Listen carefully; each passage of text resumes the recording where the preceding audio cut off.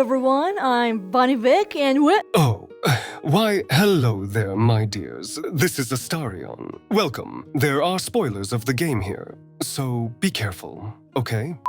Well, before I was rudely interrupted, Astarion. What a character, oh boy. He is so sassy, and I freaking love him. I'm going to fucking kill you.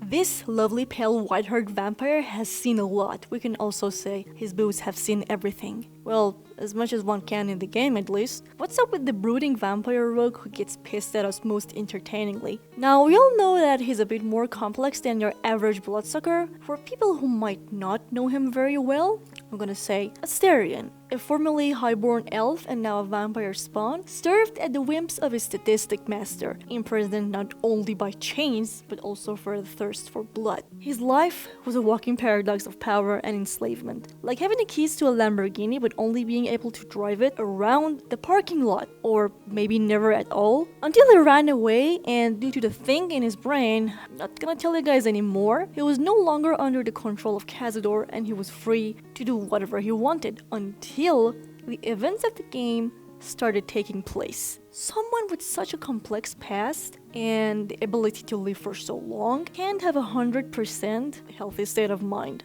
Astarion's a vampire, and being undead comes with its own sets of issues. Imagine trying to snag a good night's sleep when you can't even go to the daylight without being crisped up like a burnt goose. He may also display a certain level of emotional detachment as a way of shielding himself from the pain of his past and the challenges of his present. This detachment could be a survival mechanism, allowing him to endure the hardships of vampiric existence without being overwhelmed by emotions. He loves manipulating people, craves for gore stuff and brutality. He likes belittling people, or should I say, belittling little people.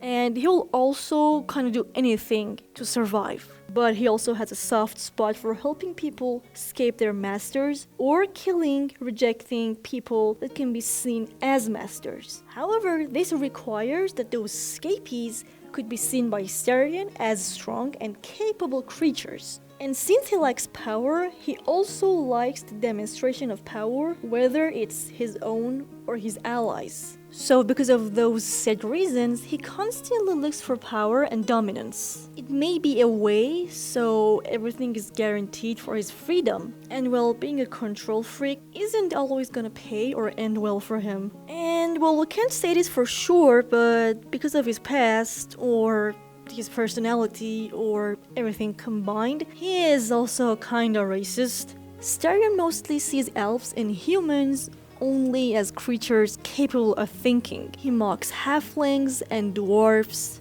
and he also supports the idea that tieflings have demonic powers just because of their heritage. Fortunately or unfortunately, he sees goblins, kobolds, and gnomes as animals. We can see softer spots in his personality as the game progresses and goes on, but he kinda remains the power-hungry control freak up to the very end of the game. But hey, we are here to analyze and not judge, so, He shows signs of what we mere mortals call generalized anxiety disorder, or GAD. What's a little anxiety for a vampire, you ask? Ha! Well, imagine being on edge all the time, and the stupid fucking concept of time for you has a different meaning.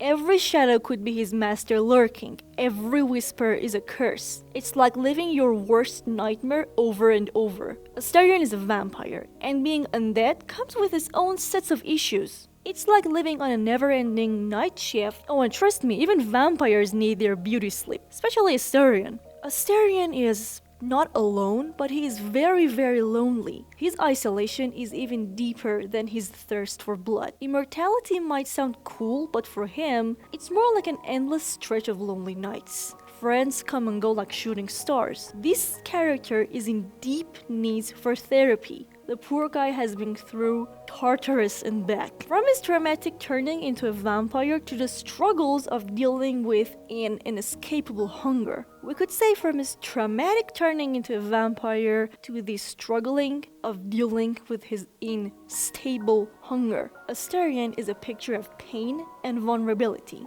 In all his sadness and being hurt, he has developed some interesting coping mechanisms. He often uses biting humor, both literally and figuratively, as a defense mechanism. Oh, don't mind me. I'll just be over here contemplating the futility of existence while you handle all the boring stuff. He may also display a certain level of emotional detachment as a way to shield himself from the pain of his past and the challenges in his presence. Imagine playing a never-ending game of chess with a grandmaster who's also a fucking vampire. That's pretty much what Astarion went through under Cazador's rule. His mind became a battleground for a battle of wits, and let's just say Cazador wasn't playing by the rules. Captivity is bad enough, but throw in mind control and you've got the makings of a sitcom or a terrible horror show. The physical toll of Astarion's captivity went beyond the superficials. He even experienced a whole year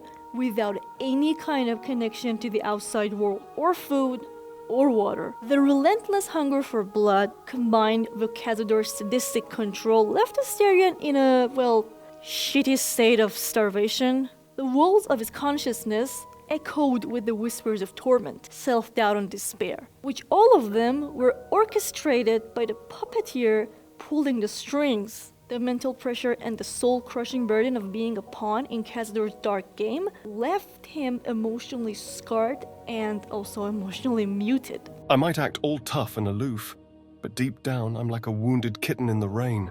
My need for sympathy and good company is like a silent cry echoing in the night. I have been alone for so long that the warmth of companionship feels like a distant memory. It is not weakness, it's a plea for someone to see the person behind the vampire. I really hope you guys enjoyed this video, and please do leave a comment for me down below so I can know your opinion. And I will see you guys, or rather talk to you guys in the next video.